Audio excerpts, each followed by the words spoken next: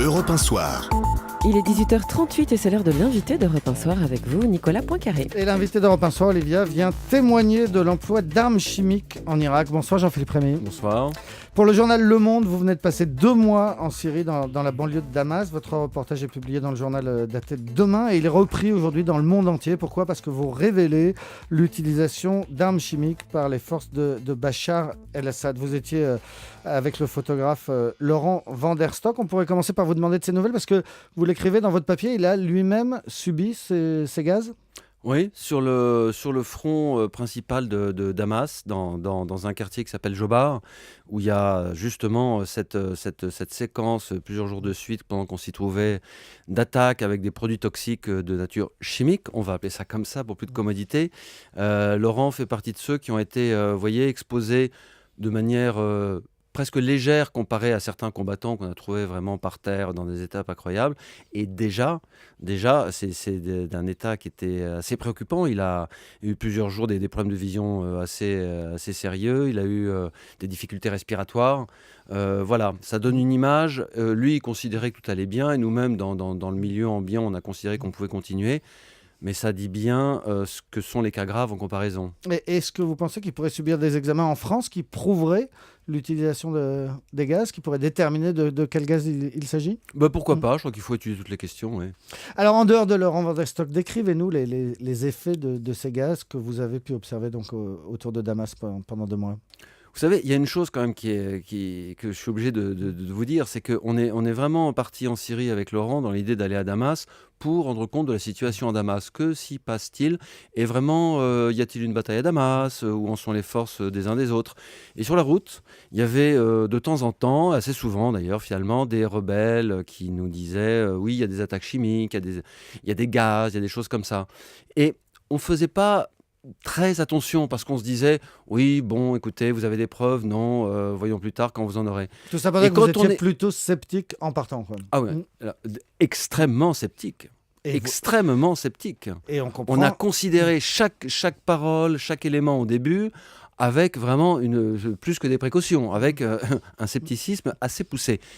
Et quand on s'est trouvé au bout de notre chemin en direction de Damas, jusque sur le front, et qu'on a vu les premiers cas de soldats qui tournaient de l'œil, qui se plaignaient, etc., même au début, on se demandait s'ils ne surjouaient pas. On avait vraiment toujours ce doute fondamental en tête, jusqu'à ce qu'on en voit de plus en plus, et qu'on soit dans des épisodes où il y avait tout à coup 15, 20, 30 soldats d'un seul coup qui étaient affectés par les produits chimiques qui étaient diffusés sur le front. Alors comment ça se passe quand ils sont affectés ? Écoutez, la concentration varie. Bon, il y a des effets qui sont un petit peu variables, mais on retrouve les mêmes choses qui sont des difficultés respiratoires, mais alors aiguës, colossales.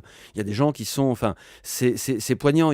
On voit que ces gens ne peuvent plus respirer, ne peuvent plus actionner les muscles qui permettent de respirer et qui sont en train d'étouffer avec les yeux exorbités, qui sont en train de mourir, de sentir l'asphyxie gagner sans pouvoir respirer. Parfois avec des saignements parce que les bronches se mettent à saigner, etc. Ça, c'est pour les cas les plus aigus, bien entendu. Il y a une gradation. Il y a les pupilles qui deviennent minuscules. Ça a l'air d'être un détail. D'abord, ça empêche de voir ensuite quand les gens s'en sortent. Mais c'est aussi le signe qu'on relie à une certaine famille de composants chimiques. On en parlera peut-être juste après. Et puis, il y a toutes sortes de choses qui accompagnent des rythmes cardiaques qui deviennent fous, des moments où les gens perdent complètement la tête, et tout le dévomissement, et toutes sortes de choses. Mais je pense que le principal, c'est cette asphyxie générale qui est extrêmement effrayante pour tous ceux qui sont sur les fronts. Ouais, j'imagine que ça sème une panique à ce moment-là, non, sur le front. Ils essaient de résister à la panique sur les fronts, côté rebelles, parce qu'ils n'ont pas beaucoup le choix. Ils savent très bien que s'ils cèdent à la panique et s'ils cèdent le terrain, c'est fini, le gouvernement enfonce les lignes. Toute cette guerre qui se déroule dans les ruines de ce quartier de Jobar, où c'est finalement des forces un peu équivalentes, c'est une guerre très très dure, très très très difficile, quotidienne, on se jette des grenades, on se tire au RPG, il y a des tireurs d'élite qui font sauter les têtes et le reste, c'est vraiment très violent, très dur. Vous racontez même que les combattants sont tellement près les uns les autres que quand ils ne se tirent pas dessus, ils s'insultent. Ils sont à portée de voix les uns les autres. Ouais, de temps en temps, quand ils sont de bonne humeur, c'est pas tous les jours le cas parce qu'ils sont fatigués. On sent qu'il y a une usure. C'est des jeunes gens, quand on voit les photos qu'ils ont pris d'eux il y a 6 mois, 9 mois, on a l'impression qu'ils ont pris 10 ans. On voit à quel point les conditions sont dures sur ce front. C'est une guerre de chiens. C'est vraiment une guerre de chiens qui se fait dans des boyaux, qui se fait dans de la mort quotidienne qui est sale, qui est vraiment dure. On en parlait depuis un moment de cette bataille de Damas, mais on n'avait pas de témoignages dessus. Hein. C'était vraiment extrêmement rare de pouvoir aller jusqu'à Damas et voir les combats. Alors, il y a une chose qu'il faut absolument préciser, c'est que les rebelles ont eu l'intention de déclencher la bataille de Damas comme une insurrection généralisée avec une pénétration de forces de l'extérieur, etc. Bref, Damas allait être un grand champ de bataille. Là, ce qui est arrivé, ce n'est pas le cas. Ils sont rentrés dans un quartier qui est au nord-est. Ils occupent ce quartier, qui est pas un petit quartier, c'est un bon quartier nord-est. Mais ils ne sont pas arrivés jusqu'à la place des Abbassides, qui est la véritable entrée du vieux Damas, du cœur de Damas. Ils ne sont pas arrivés encore moins jusqu'au palais présidentiel, etc. etc. Donc une pénétration dans une tranche de brie comme ça, correspondant à un quartier de Damas. C'est pour ça que c'est aussi important pour le pouvoir de les arrêter. C'est aussi pour ça, sans doute, qu'on utilise des armes de cette nature, parce qu'évidemment, ça a un impact psychologique énorme sur les rebelles. Mais ce n'est pas la bataille de Damas que les rebelles espéraient, attendaient et avaient d'ailleurs annoncé. Alors, tout ça, ce sont des témoignages que l'on n'avait pas, mais le plus important, ce qu'on retient pour l'instant de ce que vous nous racontez dans le monde, Jean-Philippe Rémy, ce sont les gaz chimiques, parce qu'évidemment, il y a un enjeu. On en parle en ce moment même de votre papier à Bruxelles, où sont réunis les ministres des Affaires étrangères. Donc, soyons précis. À votre avis, quel type de gaz sont utilisés ? Je crois qu'il faut dire deux choses. La première, c'est qu'il y a un ensemble d'observations qu'on peut faire, et jusqu'à présent, aucun témoin extérieur, disons, n'avait été présent dans les régions où il y a l'utilisation de ce genre de produits. C'est désormais chose faite.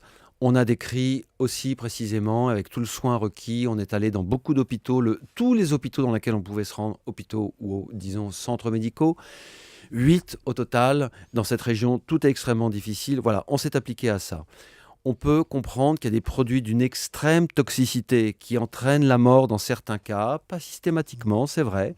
Qu'il y a des produits qui permettent d'empêcher les gens de mourir, qui sont injectés d'ailleurs massivement, l'atropine. Les médecins du coin ont trouvé ça sur Internet, vous voyez un peu où ils en sont.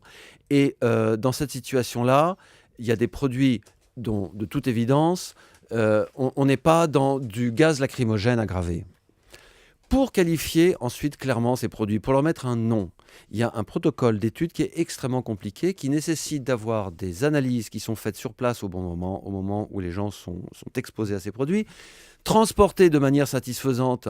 On me disait qu'il fallait impérativement des glacières, mais cette région est une sorte de chaudron bouillonnant qu'on ne traverse pas avec une glacière, malheureusement. Et donc, les échantillons qui traversent les lignes, qui sont passés de main en main, etc., et qui arrivent dans les pays voisins, et qui sont ensuite amenés jusque dans les pays occidentaux, où il y a des laboratoires certifiés pour ce genre de trucs très spécifiques que sont les armes chimiques, tout ça, et tout ça, souvent, il y a de la détérioration en route. Et par conséquent, tant qu'on n'a pas des résultats fiables, avec des bons protocoles, on ne peut pas les nommer.